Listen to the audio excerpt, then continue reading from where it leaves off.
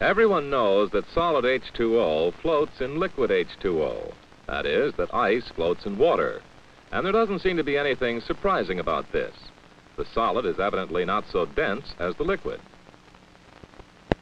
And in fact, this behavior of paraffin is characteristic of most substances. Generally speaking, a given substance is denser that makes it behave in this unusual fashion. First, to give us a basis for comparison, consider a more typical substance, benzene. We have some benzene, which is in the process of melting. Go 8. The benzene is remaining at 5.5 degrees, which is close to its melting point. As the benzene absorbs heat and melts, it expands, forcing some liquid up this narrow tube. The benzene continues to melt as it absorbs heat. Now the benzene is all liquid, and it is still absorbing heat. The temperature has begun to rise above the melting point. As the liquid benzene becomes warmer, liquid benzene becomes, the greater the volume it occupies, or in other words, the less dense it becomes.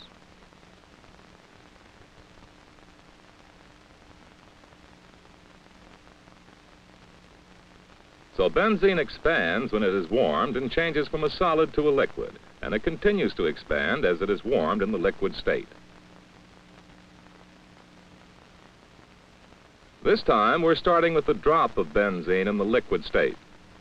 The mercury in the dish is simply the base of a column of mercury going up to the drop of benzene. The mercury will register any changes in the benzene's volume.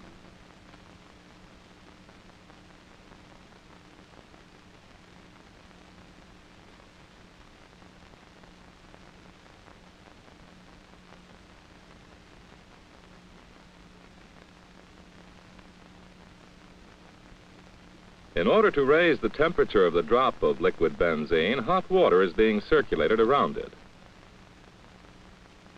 The drop of benzene is very small. That's why we cannot see that it is expanding. But watch the drop of benzene carefully.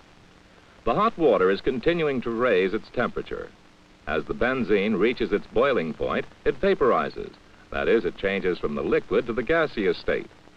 There is a tremendous expansion, indicated by the fact that the top of the mercury column is pushed downwards. The hot water is still raising the temperature of the benzene, and the benzene continues expanding in its gaseous state. So it seems that at any point, an increase in temperature causes benzene to expand.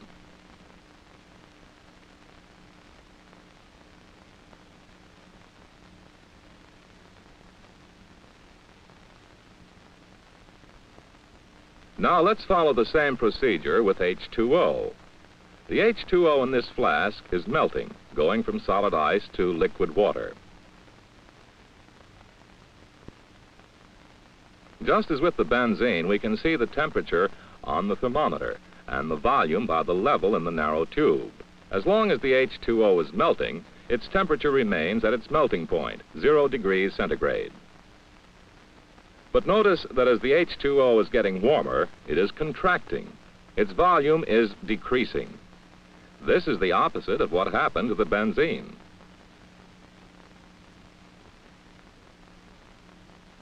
The H2O is still absorbing heat. The last particles of ice melt into liquid water. Now the temperature begins to climb above 0 degrees centigrade. As the water is heated above 0 degrees, it continues contracting. The H2O, entirely liquid, is still absorbing heat. The temperature of the water has risen to 4 degrees centigrade. And now the level of the column of water in the tube seems stationary. Even though the water is still absorbing heat and its temperature is rising, it is no longer contracting.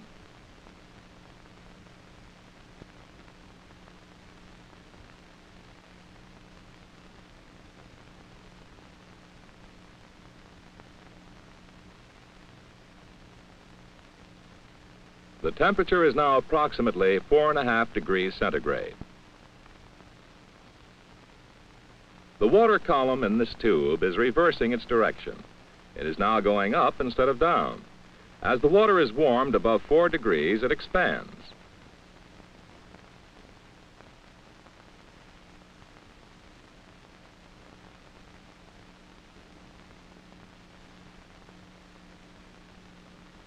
The temperature of the water is up to 10 degrees, and it is continuing to expand or increase in volume.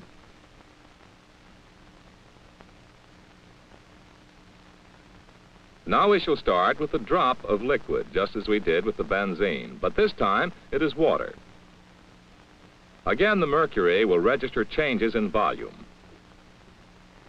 A hot bath is used to raise the temperature of the water. The water reaches its boiling point and expands as it's vaporized into gaseous steam.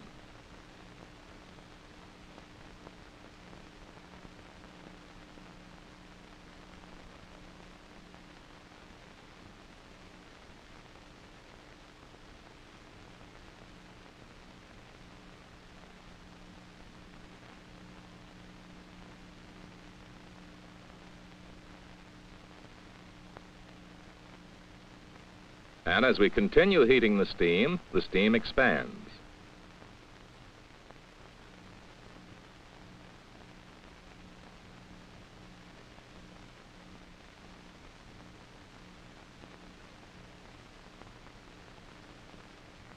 In general, H2O at a temperature of 4 degrees or above increases in volume with any increase in heat.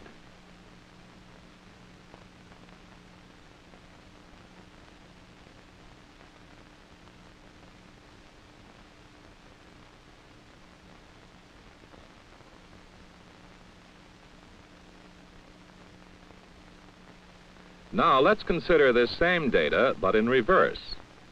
A given quantity of benzene will contract as it's cooled. As heat is taken from it, it decreases in volume, passing from the gaseous to the liquid to the solid state. This is true not only of benzene, but of most substances. The less heat, the less molecular motion, and the less volume. H2O in gaseous form, that is steam, also decreases in volume as it is cooled. It continues contracting as it condenses into water and as it's cooled in its liquid state.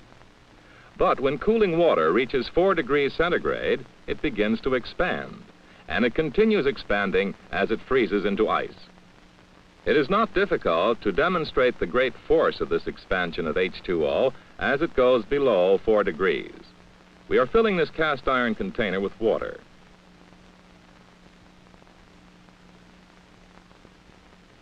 And now we screw the handle tightly into position.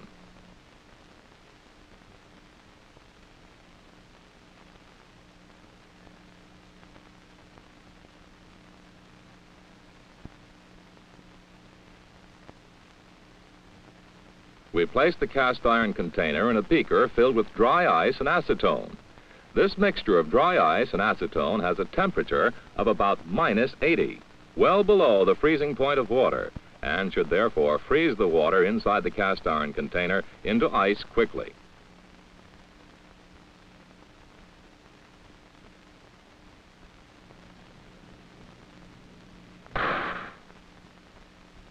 The expansion of the H2O, as it was cooled below 4 degrees centigrade, created so much pressure that it exploded the cast iron container.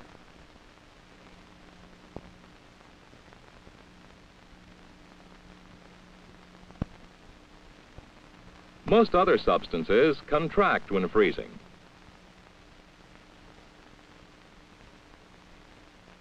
How can we account for this unusual behavior of water? Well, we know that it takes energy to separate the hydrogen and oxygen from water. We usually use electric energy. This is because the hydrogen and oxygen are held together by bonds. Here is a highly simplified representation. The electrons of the 2 hydrogen atoms are shared with the oxygen atom in a molecule of H2O. But because the oxygen nucleus has a greater positive charge than the hydrogen nucleus, the shared electrons are more closely associated with the oxygen nucleus than they are with the hydrogen nucleus. This electron arrangement makes the water molecule relatively negative at the oxygen end and relatively positive at the hydrogen end. It's been determined that the hydrogen atoms attached to the oxygen atom are at an angle of about 105 degrees. This bent shape increases the polarity of the H2O molecule. Thus, it's possible for a number of H2O molecules to bond to each other, positive ends to negative ends. In steam or hot water, the H2O molecules are relatively far apart, and there is relatively little bonding. As water is cooled down to 4 degrees, the molecules come close enough together for many of these bonds to form. As you can see, when the molecules are all bonded together, they take up more space. The bonding of H2O molecules is called hydrogen bonding because it occurs at the hydrogen end of the molecule.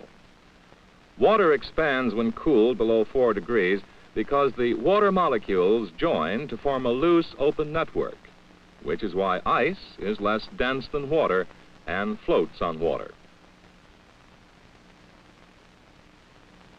Even well above 4 degrees, there is enough hydrogen bonding in water to cause the molecules to cohere or stick together strongly. A drop of water holds its spherical shape.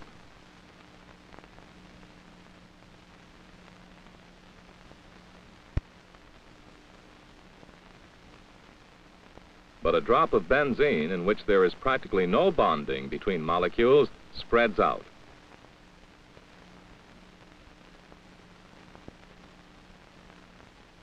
The same hydrogen bonding is responsible for what is generally called the surface tension of water. It's quite easy to float a razor blade on water because of the linking of H2O molecules to each other.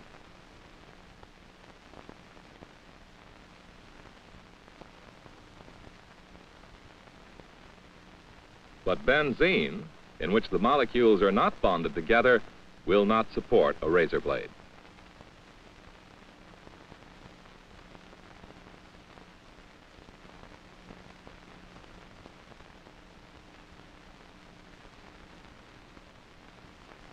Much of the familiar behavior of water, such as its cohesion and surface tension, and its expansion when it freezes, is a result of hydrogen bonding.